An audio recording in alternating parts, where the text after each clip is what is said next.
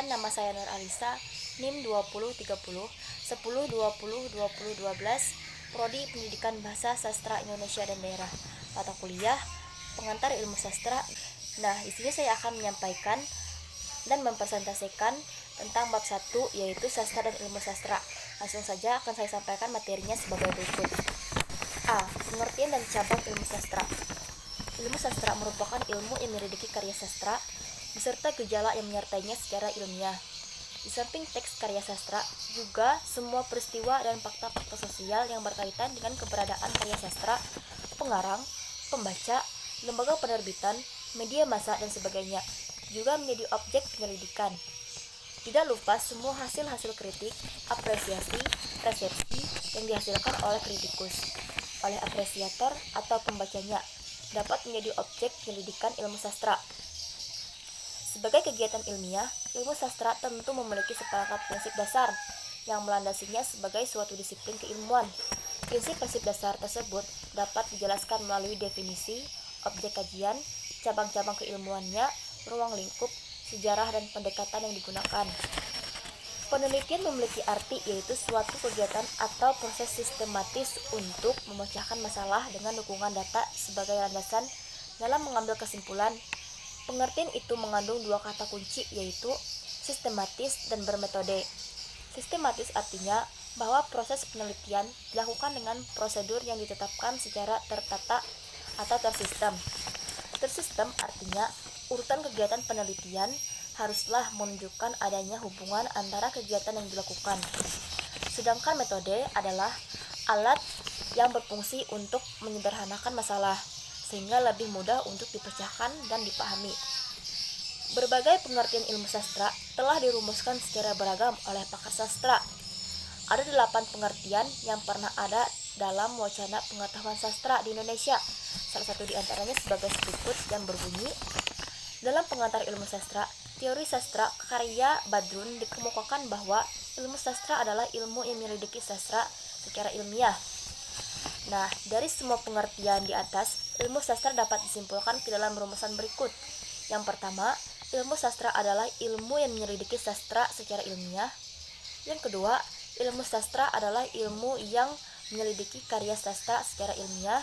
Yang ketiga, ilmu sastra adalah segala bentuk dan cara pendekatan ilmiah terhadap karya sastra dan gejala sastra.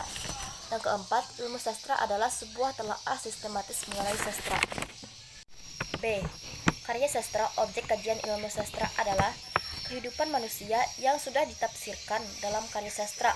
Di samping banyaknya para ahli berusaha mendefinisikan sastra sesuai sudut pandang dan kebutuhan masing-masing, kerumitan yang terjadi juga lantaran keanekaragaman genre sastra yang tidak mungkin diwadahi dalam satu pengertian. Camamah mengatakan bahwa kerumitan itu disebabkan oleh kehadiran istilah sastra sebagai ekuitas yang memungkinkan untuk ditafsirkan dalam beragam makna dari sudut pandang yang beraneka ragam pula. Hal ini disadari oleh para kritikus dan teoritis sastra. Pertanyaan yang berhubungan dengan penjelasan tentang konsep sastra selalu muncul, tetapi selalu pula berakhir dengan kesimpulan yang menunjukkan kegagalannya. Dalam karya sastra dikenal istilah imajinasi, fiksi, dan ekspresi. Ketiga istilah itu menyarankan proses kesadaran manusia dalam penciptaan karya sastra. Istilah imajinasi mengandung pengertian perenungan, penghayatan, pemikiran, dan perasaan. Istilah fiksi bertolak belakang dengan realitas atau faktual. Sedangkan ekspresi mengandung pengertian cara pengungkapan apa yang diimajinasikan seseorang dengan sarana bahasa. Ketiga proses di atas muncul lantaran terdapat dorongan baik dari dalam maupun luar diri sastrawan untuk mengungkapkan sesuatu hal dalam karya sastra yang akan diciptakannya. Lantas, apa sebenarnya hakikat karya sastra sehingga ia bersifat terbuka dan fleksibel? Sastra merupakan dunia yang unik.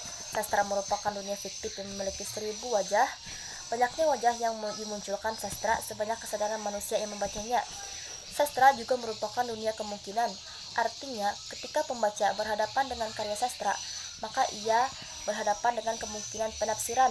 Tujuan dan harapan yang berbeda akan mengakibatkan perbedaan penafsiran terhadap sebuah karya sastra tertentu.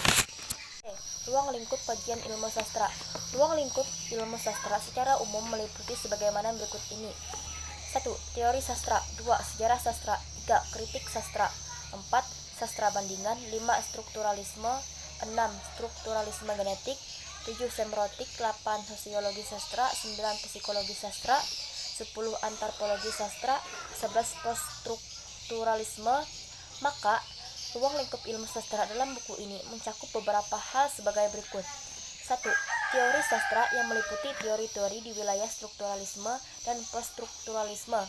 2. Struktur hierarki dalam penelitian sastra, pendekatan teori, dan metode. 3. Beberapa pendekatan dalam penelitian sastra. 4.